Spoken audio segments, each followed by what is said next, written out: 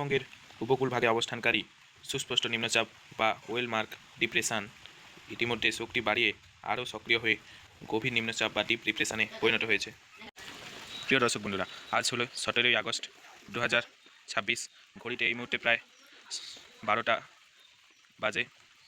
সর্বশেষ বায়ুপ্রবাহের প্যাটার্ন দেখলে দেখা যাচ্ছে এই মুহূর্তে নিম্নচাপটি পুরো বাংলাদেশ এবং পশ্চিমবঙ্গের সীমান্তবর্তী উত্তর 24 পরগনা এবং দক্ষিণ 24 পরগনার উপর অবস্থান করছে।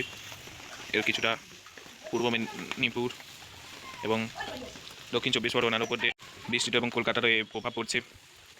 এই নিম্নচাপটি এই মুহূর্তে বসিরহাট অঞ্চলের উপর অবস্থান করছে। ধীরে ধীরে এই নিম্নচাপটি আরও পশ্চিমবঙ্গ এবং বাংলাদেশ সীমান্তবর্তী এলাকা ধরে উপরের দিকে উঠতে পারে।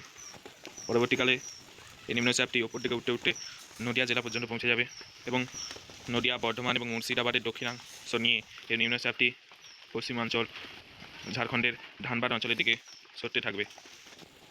এই মুহূর্তে ঝোড়ো হাওয়া কিছুটা রয়েছে পশ্চিমবঙ্গে।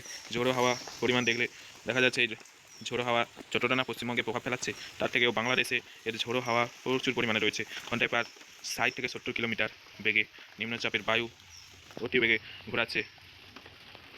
এই ঝোড়ো হাওয়া বিকালের পর থেকে যখন নিম্নচাপটি কেন্দ্র থাকবে ঝাড়খণ্ডের দিকে সরতে থাকবে, ফলে নিম্নচাপের পূর্বাংশটি পশ্চিমবঙ্গের ওপর থাকবে। ফলে এর পূর্বাংশে ঝোড়ো হাওয়ার পরিমাণ আগামীকাল আরও বাড়বে। এই মুহূর্তে যেটা হচ্ছে, একটি মৌসুমী অক্ষরেখা পাঞ্জাবের উত্তর পাঞ্জাব নিচের দিকে উত্তরাখণ্ড, উত্তরপ্রদেশ এবং বিহার হয়ে আবার দক্ষিণে মৌসুম ট্রাপটি নেমে গেছে এবং এই নিম্নচাপের কেন্দ্রের ওপর পর্যন্ত বিস্তৃত।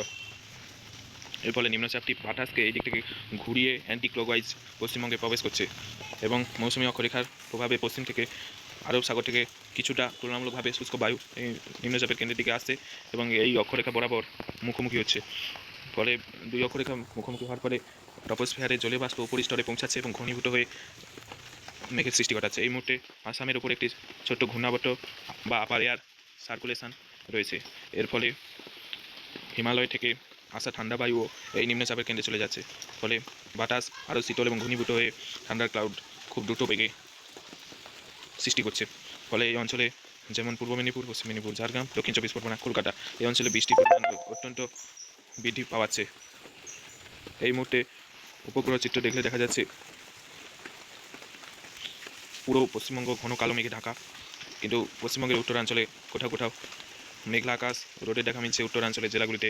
আসামেও এখন বৃষ্টির পরিমাণ কমছে, সেখানে বন্যা পরিস্থিতির উন্নতি হচ্ছে, কিন্তু দক্ষিণবঙ্গে অত্যন্ত খারাপ অবস্থা, বিশেষ করে দক্ষিণাঞ্চলের জেলাগুলো পূর্ব মেদিনীপুর, পশ্চিম মেদিনীপুর, ঝাড়গ্রাম, বাঁকুড়া, বর্ধমান, হাওড়া, হুগলি, কলকাতা, দক্ষিণ 24 পরগনা, উত্তর 24 পরগনা, কিছুটা নদিয়ার দক্ষিণ অঞ্চলে এবং উত্তর উড়িষ্যার বিভিন্ন জায়গায় বৃষ্টিপাত জড়িয়ে রয়েছে। উত্তর উড়িষ্যার বিভিন্ন জায়গায় ভদ্রক, বালাসোর, কটক ইত্যাদি স্থানে বন্যা দেখা গেছে।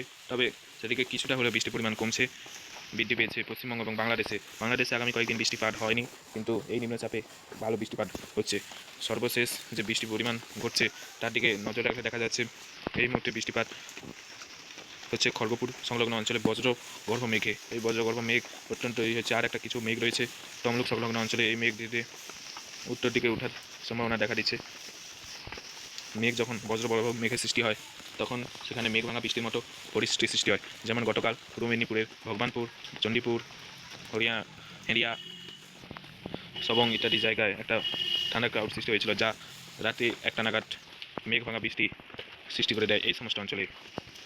বিগত নিম্নচাপগুলো হয় উড়িষ্যায় আসে পড়েছিল, ফলে নিম্নচাপের দক্ষিণ পশ্চিম অংশটি উড়িষ্যায় পড়ে যাওয়ার কারণে সেখানে বৃষ্টিপাত হয়নি, কিন্তু এই নিম্নচাপটি যেটি কিছুটার আগেই বঙ্গ এবং সংলগ্ন উত্তর বঙ্গোপসাগরের সৃষ্টি হয়েছিল, সেই নিম্নচাপটি পশ্চিমবঙ্গের উপর দিয়ে ঝাড়খণ্ড পর্যন্ত পৌঁছে গিয়েছিল, কিন্তু সেই নিম্নচাপটি পুনরায় পশ্চিমের শুষ্ক হাওয়া ঠেলা খেয়ে সেটি পুনরায় আবার পশ্চিমবঙ্গ হয়ে বঙ্গোপসাগরে পতিত হয় এবং সেখানে শক্তি বাড়াতে শুরু করে এবং এখন বর্তমানে বাংলাদেশ এবং পশ্চিমবঙ্গ সংলগ্ন সীমান্তবর্তী অঞ্চলে অবস্থান করছে।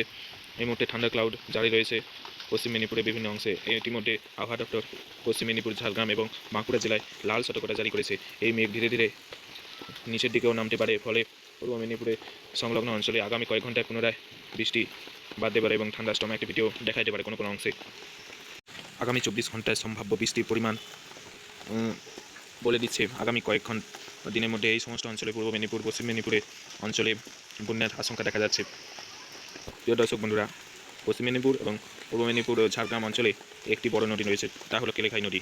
এই কেলেঘাই নদীতে প্রচুর পরিমাণে জলের স্ফীতি ঘটবে জোয়ারের সময়, ফলে এই সমস্ত অঞ্চলে বন্যার আশঙ্কা দেখা দিতে পারে। ফলে আগে থেকেই শুকনো খাবার এবং জিনিসপত্র, প্রয়োজনীয় জিনিসপত্র শুকনো অবস্থায় রাখা এবং জিনিসপত্র গোছানোর জন্য অনুরোধ করছি এবং সতর্ক করা হচ্ছে। ওয়েদার আপডেট উইথ স্কোয়ার চ্যানেলের পক্ষ থেকে সম্ভাব্য বৃষ্টির পরিমাণ দেখলে দেখা যাচ্ছে এই বৃষ্টি আবারও বাড়তে পারে। কলকাতা সংলগ্ন অঞ্চলে ঠান্ডা ক্লাউড সৃষ্টি হচ্ছে, যেমনটা আপনারা দেখলেন উপগ্রহ চিত্রে যেটা সৃষ্টি হচ্ছে, সেই মেঘটা ধীরে আবার চারিদিকে ছড়িয়ে পড়বে, ফলে এই সমস্ত অঞ্চলে পুনরায় বৃষ্টিপাত ঘটবে। আজ সোমবার এবং মঙ্গলবারের ভোর রাত্রিতে আবারও পশ্চিম মেদিনীপুর, ঝাড়গ্রাম, বাঁকুড়া, বলা বাহুল্য সারা পশ্চিমবঙ্গে জুড়েই আবারও একটি বৃষ্টির স্পেল দেখা দিতে পারে। প্রিয় দর্শক বন্ধুরা, এই মুহূর্তে যে নিম্নচাপটি রয়েছে বাংলাদেশের ওপর, তার নিম্নচাপের দক্ষিণ পশ্চিম অংশটা কিছুটা কলকাতার উপরে রয়েছে। পরবর্তীকালে নিম্নচাপটি যখন পশ্চিমবঙ্গের মধ্যাঞ্চলে অবস্থান করবে, তখন দক্ষিণ পশ্চিম অংশটা প্রায় পুরো উড়িষ্যা, পূর্ব মেদিনীপুর এবং পশ্চিম মেদিনীপুরের থাকবে। ফলে এই সমস্ত অঞ্চলে আরও বৃষ্টিপাত হতে পারে আজ রাতের দিকে, এবং বৃষ্টির পরিমাণ প্রায় মেঘ ভাঙা বৃষ্টি হতে পারে ঘন্টায় প্রায় 100 মিলিমিটারের ওপরে, এবং ঠান্ডা ক্লাউড সৃষ্টি হলে তো সে বৃষ্টি আরও ছাড়িয়ে যেতে পারে।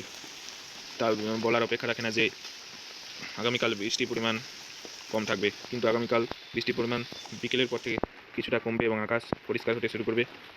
ফলে এই সমস্ত অঞ্চলে যদি বন্যা পরিস্থিতি হয়, তা কিছুটা উন্নতি দেখা দেবে।